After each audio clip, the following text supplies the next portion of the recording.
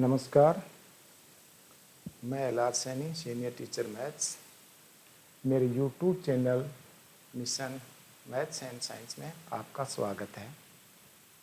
आज हम कक्षा 10 गणित की पहली प्रश्नावली वास्तविक संख्याएं के प्रश्नावली 1.1 के उदाहरणों को हल करेंगे।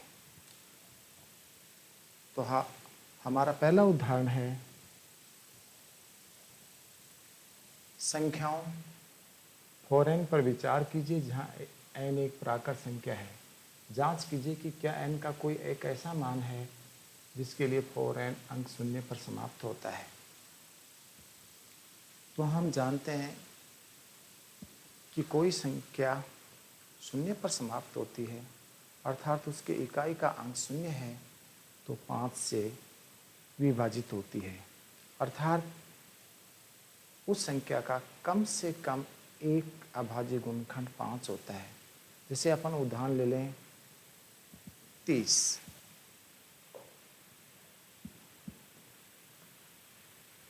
30 संख्या 0 पर समाप्त हो रही है अर्थात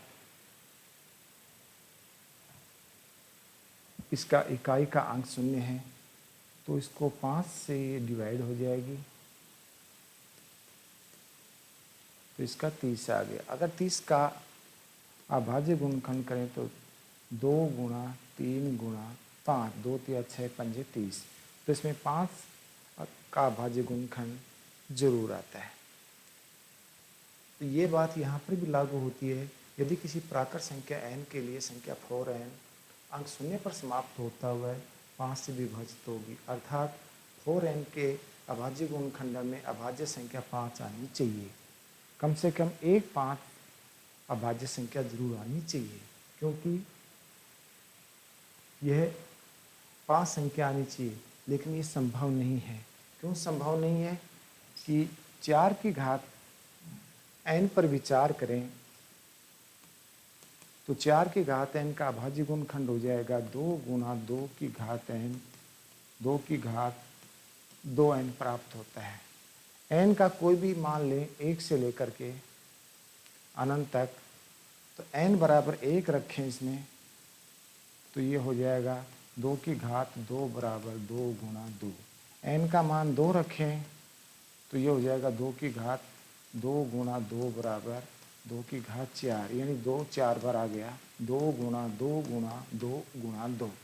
इस प्रकार से आगे हम और भी मान रखें तो हम देखते हैं कि संख्या 4 की घात n में 2 के अतिरिक्त कोई भी अभाज्य गुणनखंड प्राप्त नहीं होता है।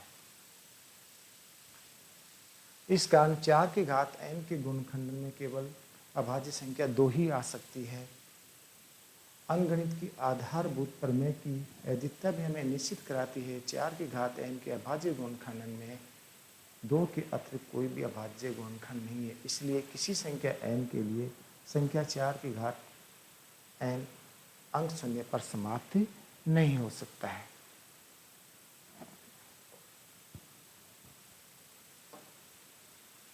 इसका स्क्रीनशॉट ले लीजिए।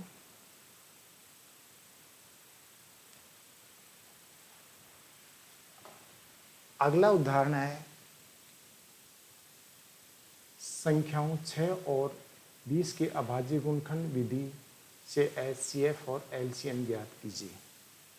तो इसका हल करेंगे, 6 और 20 का अभाज्य गुणनखंड करेंगे तो 6 का अभाज्य गुणनखंड हो जाएगा सीधा है 2 गुणा 3।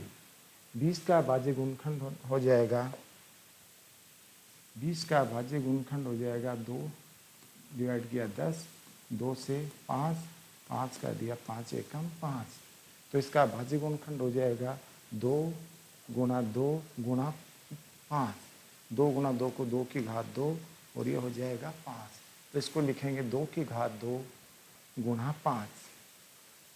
अब इन दोनों जो गुणनखंड हैं 2 गुणा 3 और 2 की घात 2 गुणा 5, इनका HCF ज्ञात करेंगे।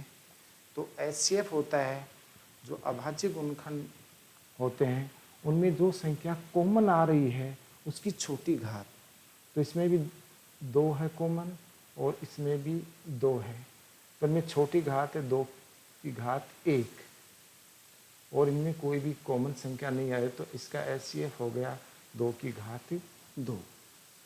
एलसीएम जो अभाज्य संख्याएं होती हैं उनकी बड़ी से बड़ी घात का गुणनफल, तो इसमें 2 और इसमें 2 की घात 2, तो बड़ी घात होगी 2 की घात 2, इसमें 3 की घात 1 है, 3 की घात 1 और इसमें 5, तो 5, तो इसका भाज्य गुण 2 की घात 2 4, 3 और 5, 4 3 12 और 12 पंजे 60, तो इसका एलसीएम हो गया 60।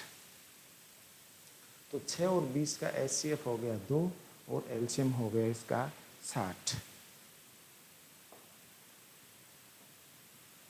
स्क्रीनशॉट ले लीजिए इसका। अब अपना नेक्स्ट उदाहरण है, अभाज्य गुणनखंड विधि द्वारा 96 और 404 का एचसीएफ ज्ञात कीजिए और फिर इनका एलसीएम ज्ञात कीजिए। तो एचसीएफ ज्ञात करने के लिए 96 और 404 का अभाज्य गुणनखंड करते हैं। पहले 96 का अभाज्य गुणनखंड 2 का भाग दिया 48, 2 का भाग दिया 24, 2 का भाग दिया 12, 12 में 2 का भाग दिया 6, 6 में 2 का भाग दिया 3, 3 में दिया 1, तो 96 का अभाज्य गुणनखंड हो जाएगा 2 गुणा 2 गुणा 2 गुणा 2 गुणा 2 गुणा 3। 2 गुणा 2 5 बार आ रहे हैं, तो ये हो जाएंगे 2 की घात 5 और गुणा हो जाएंगे 3, इसका गुणनखंड हो जाएगा 2 की घात 5 गुणा 3। 404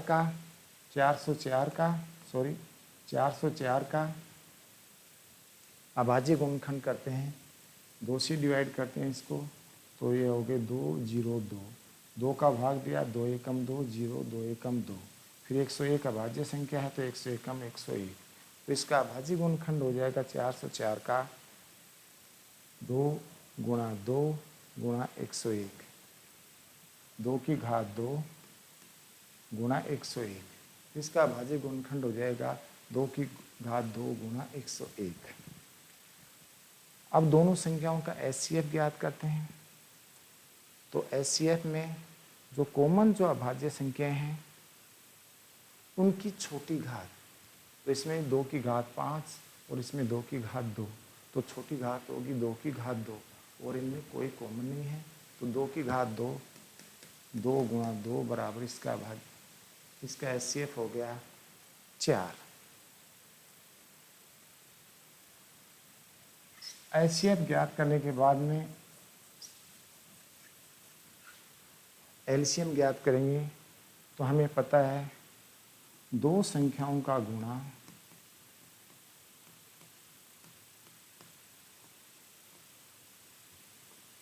का गुणनफल बराबर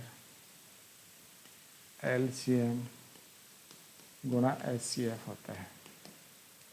हमें एलसीएम ज्ञात करना है, तो ये क्रॉस मल्टीप्लाई हो जाएगा इससे, तो एलसीएम बराबर हो जाएगा 2 संख्याओं का गुणा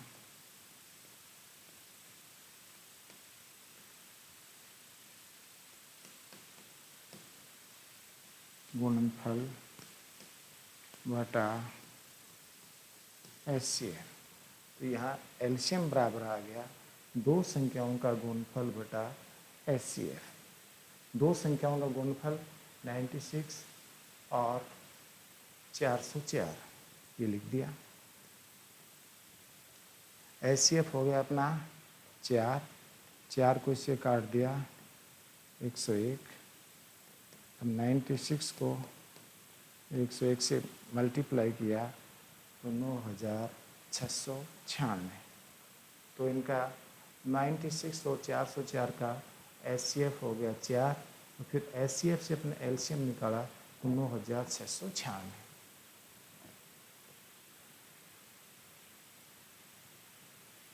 स्क्रीनशॉट ले लीजिए इसका।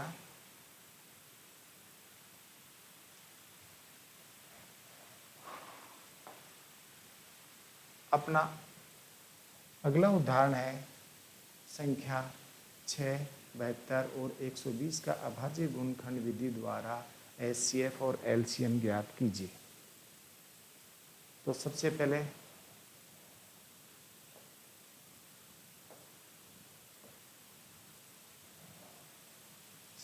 छः का अभाज्य गुणनखंड करेंगे।